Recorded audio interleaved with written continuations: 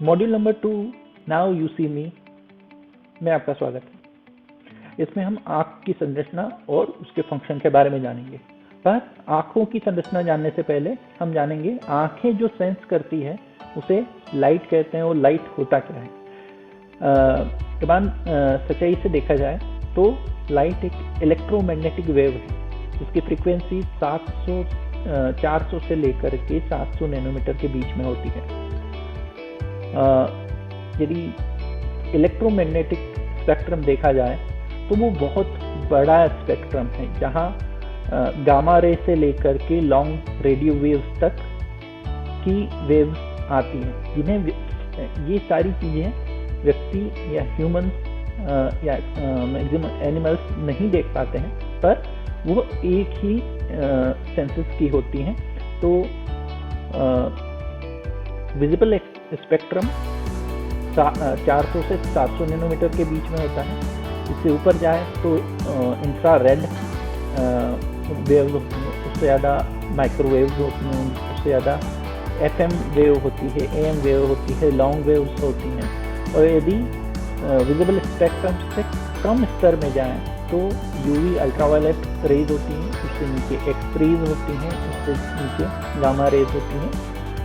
पर ह्यूमंस केवल 400 से 700 के बीच से 400 से 700 नैनोमीटर के बीच की फ्रीक्वेंसी भी देख पाता है। इससे ऊपर और इससे नीचे की इलेक्ट्रोमैग्नेटिक वेव नहीं देख पाता है। जैसे कि हमने पता किया था या लास्ट मॉड्यूल में हमने पढ़ा था कि इसका एब्सोल्यूट थ्रेशोल्ड, मतलब आँखों का देखने का एब्सोल्यूट थ्रेशोल्ड 400 नैनोमीटर होगा। इससे नीचे की चीज़ें आंखें नहीं देख पाती हैं। यदि आँख की संरचना हम इस तरीके से देखें तो सामने से देखने पर जो ट्रांसपेरेंट पार्ट होता है उसे कॉर्निया कहा जाता है। जो ब्लैकिश पार्ट होता है जो आप यहाँ देख रहे हैं उसे प्यूपिल कहा जाता है। ब्लैक पार्ट और वाइट पार्ट के बीच में अलग कलर के ब्राउन, किसी की आंखें ब्राउन होती है, किसी की आंखें ब्लू होती है, जैसे कि यहाँ देख रहे हैं, किसी की ब्लैक होती हैं। ये अलग अलग कलर की जो आंखें हैं उसे आइरिस कहा जाता है, उस पार्ट को आइरिस कहा जाता है। यदि हम साइड से देखें तो आंखें एक ओवल शेप में होती हैं, जिसे सुपीरियर मसल और इंटीरियर रेक्टल मसल्स के द्वारा कंट्रोल किया जाता है, जो आँखों के मूवमेंट के लिए जिम्मेदार होती हैं। इसके अंदर आँखों के अंदर एक जेल रहता है जिसे वेट्रस जेल कहा जाता है, और एक लेंस होता है, और लेंस की जगह जो खाली जगह होती है उसे आइरिस कहा जाता है, जो हमने लास्ट इसमें देखा था। जो स्पेस होता है उसे प्यूपिल कहा जाता है, और बाहर के ट्रांसपेरेंट एरिया जो आँखों को कवर करके रखता है उसे कॉर्निया कहा जाता है। आँखों के पीछे जहाँ लाइट पड़ता है उसे रेटिना कहा जाता है, और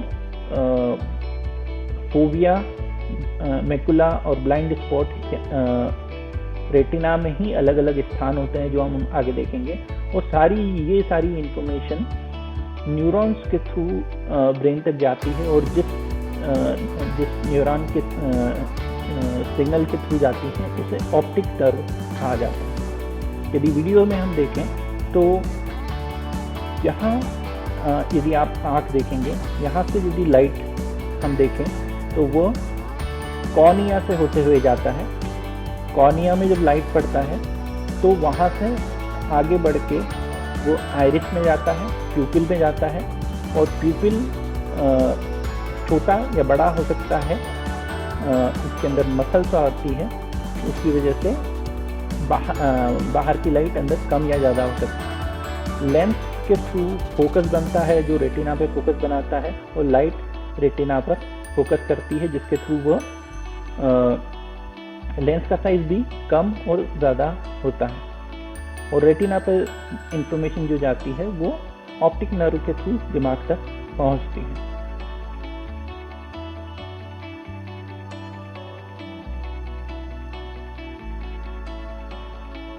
बॉडी के अंदर एक्वस ह्यूमर होता है।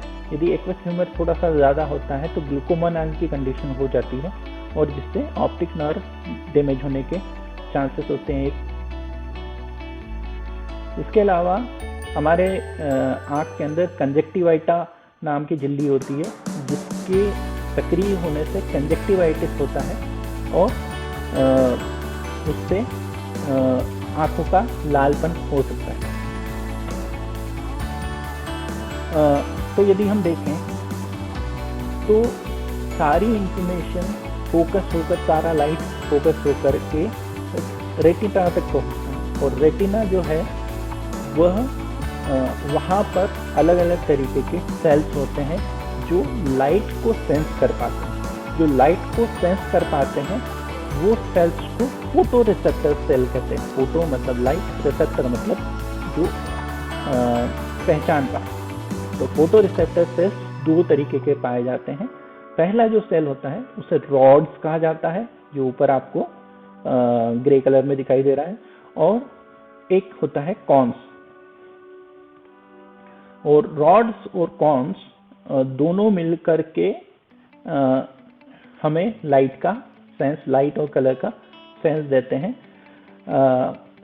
इसकी प्रक्रिया यदि देखी जाए तो रॉड्स लाइट को सेंस कर पाते हैं और कॉन्स जो भी अलग अलग तरीके के भी होते हैं वो अलग अलग तरीके के कलर्स को सेंस कर पाते हैं। यदि रेटिना की संरचना को देखा जाए तो रेटिना जो है उसमें रॉड्स और कॉन बिल्कुल आखिरी में, बिल्कुल आखिरी कोने में होते हैं।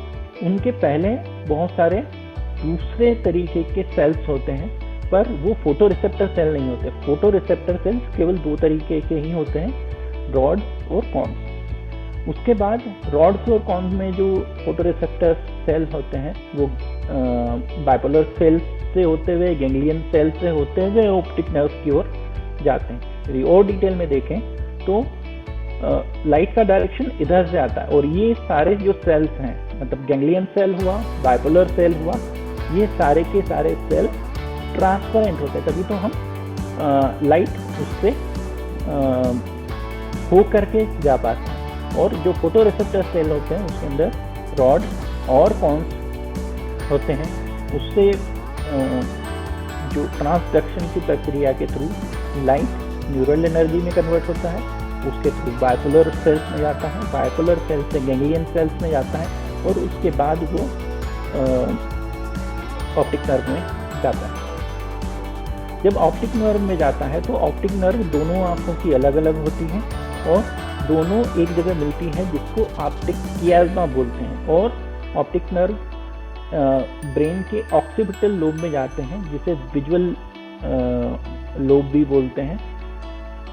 और ऑक्सीपिटल लोब में उस सारी इंफॉर्मेशन का एनालिसिस किया जाता है और उस सेंसेशन को परसेप्शन में कन्वर्ट करके समझा जाता है।